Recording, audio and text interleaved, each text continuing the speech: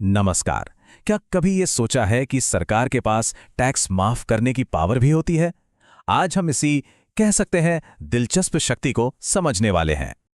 तो सवाल ये उठता है कि क्या सरकार बस एक दिन उठकर ये तय कर सकती है कि चलो आज से ये वाला टैक्स नहीं लेंगे। सुनने में अजीब लगता है ना? लेकिन इसका जवाब है हाँ। पर रुकिए, इसमें एक पेंच है। ये इतना सीधा भी नहीं है। तो चलिए एक नज़र डालते हैं कि आज हम क्या क्या समझने वाले हैं।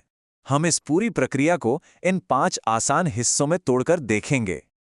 तो सबसे पहले इस बात पर आते हैं कि एक टैक्स कोड को एडिट बटन की जरूरत क्यों पड़ती है। देखिए, टैक्स के कानून कोई पत्थर की लकीर तो हो नहीं सकते, है ना? दुनिया बदलती है, अर्थव्यवस्था बदलती है और इन कानूनों को भी उसके साथ साथ बदलना ही पड़ता है। और एक बात साफ कर दें, ये कोई लूप होल या चोरी का रास्ता नहीं है, बल्कि ये एक बहुत ज़रूरी टूल है, एक हथियार है सरकार के हाथ में, ताकि वो बदलती ज़रूरतों के हिसाब से जनता के हित में यानी पब्लिक इंटरेस्ट में फैसले ले सके। अच्छा, तो आप जरा टेक्निकल डिटेल्स में उतरते हैं। ये सारी शक्तियां सरकार को कहां से मिलती हैं? तो इसका जवाब है जीएसटी एक्ट का सेक्शन 11। आप इसे सरकार का टैक्स छूट वाला टूल किट भी कह सकते हैं। इस टूल किट का पहला और सबसे बड़ा औजार है जनरल एग्जेम्पशन। इसे एक बड़े हथौड़े की तरह समझिए। जब सरकार को किसी एक चीज पर सबके लिए टैक्स हटाना होता है, तो वो एक पब्लिक अनाउंसमेंट करती है, जिसे नोटिफिकेशन कहते हैं, और बस टैक्स हट गया। तो अगर पहला वाला हथौड़ा था, तो ये है एक स्कैल्पल, एकदम बारीक काम के लिए। मतलब ये एक बहुत ही टारगेटेड पावर है। इसका इस्तेमाल तब होता है जब कोई असाधारण या एक्सेप्शनल केस हो, सिर्फ एक मामले के लिए, और इसके लिए एक स्पेशल ऑर्डर जारी किया जाता है। तो अब इन दोनों औजारों का फर्क साफ साफ देख सकते हैं। एक तरफ है जनरल एग्जेम्पशन, जो सबके लिए है, एक पब्लिक नोटिफिकेशन के जरिए, और दूसरी तरफ है स्पेशल एग्जेम्पशन, जो सिर्फ एक खास केस के लिए है, एक स्पेशल ऑर्डर से। एक का कारण है पब्लिक इंटरेस्ट, तो दूसरे का कारण है एक्सेप्शनल सर्कमस्टेंसेस। लेकिन इन दोनों पावरफुल टूल्स में एक चीज कॉमन है, और वो सबसे जरूरी है।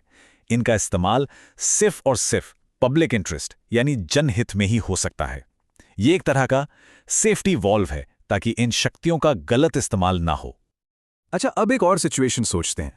मान लीजिए सरकार ने छूट दे दी, लेकिन नोटिफिकेशन की भाषा थोड़ी कंफ्यूजिंग है। ये साफ नहीं है कि छूट का असली मतलब क्या है। तब क्या होगा? इसके लिए भी एक प्रोविजन है। सरकार के पास छूट जारी करने के 1 साल के अंदर अंदर एक एक्सप्लेनेशन या स्पष्टीकरण जोड़ने का समय होता है। और सबसे मजेदार बात यह है कि जब यह स्पष्टीकरण जोड़ा जाता है, तो वो रेट्रोस्पेक्टिव इफेक्ट से लागू होता है। मतलब ये माना जाएगा कि ये नियम पहले दिन से ही ऐसा था, सारा कंफ्यूजन ही खत्म। चलिए, अब इस टूलकिट में एक बिल्कुल नए और सच कहूं तो बहुत ही दिलचस्प औजार की बात करते हैं। इसका नाम है सेक्शन 11A। ये तब काम आता है जब बहुत सारे लोग अनजाने में एक ही गलती कर रहे हों। और मैं जब नया कह रहा हूं, तो मेरा मतलब है बिल्कुल नया। इसे फाइनेंस एक्ट 2024 के जरिए ही लाया गया है। ये दिखाता है कि टैक्स के कानून कैसे समय के साथ प्रैक्टिकल दिक्कतों को सुलझाने के लिए बदलते रहते हैं।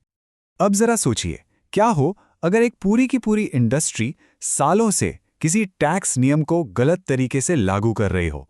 मतलब एक आम प्रैक्टिस ही बन गई हो टैक्स ना देने की, क्योंकि सबको यही लगता था कि टैक्स नहीं देना है। ये तो बहुत बड़ी मुश्किल हो जाएगी, है ना? सेक्शन 11A ठीक इसी समस्या का समाधान है। तो ये काम कैसे करता है? इसके 3 आसान स्टेप्स हैं।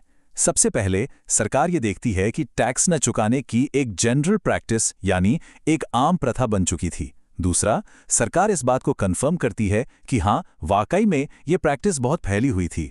और फिर तीसरा, सरकार ये निर्देश दे सकती है कि ठीक है, जो टैक्स नहीं चुकाया गया उसे चुकाने की जरूरत नहीं है। एक तरह से पिछली गलती को माफ कर दिया जाता है। तो अब इन सारी शक्तियों को एक साथ रखकर देखते हैं। आखिर ये सब इतना जरूरी क्यों है? एक लचीली टैक्स प्रणाली का हमारी अर्थव्यवस्था पर क्या असर पड़ता है? तो देखिए, इन शक्तियों के कई फायदे हैं। इनसे सरकार आर्थिक जरूरतों या इमरजेंसी में तुरंत एक्शन ले सकती है, किसी खास सेक्टर को राहत दे सकती है, और जैसा हमने सेक्शन 11A में देखा, बड़े पैमाने पर हुई ईमानदार गलतियों को भी सुधार सकती है। कुल मिलाकर ये शक्तियां टैक्स कानूनों को प्रैक्टिकल, फेयर और असल दुनिया के हिसाब से काम करने लायक बनाती हैं। और हाँ, इसमें एक बहुत जरूरी नियम और है जो सीधे हम जैसे आम लोगों से जुड़ा है। अगर सरकार किसी सामान या सर्विस पर टैक्स छूट देती है तो वो कंपनी या दुकानदार हमसे वो टैक्स वसूल नहीं कर सकता। ये नियम पक्का करता है कि छूट का असली फायदा कस्टमर तक भी पहुंचे। तो आखिर में एक बड़ा सवाल बचता है, सरकार कैसे इस लचीलेपन और नियमों की स्थिरता के बीच एक बैलेंस बनाती है? एक तरफ टैक्स सिस्टम को फ्लेक्सिबल रखना जरूरी है, तो दूसरी तरफ नियम इतने भी नहीं बदलने चाहिए कि लोगों का भरोसा ही उड़ जाए। ये एक बहुत ही महीन संतुलन है और यही सबसे बड़ी चुनौती भी है।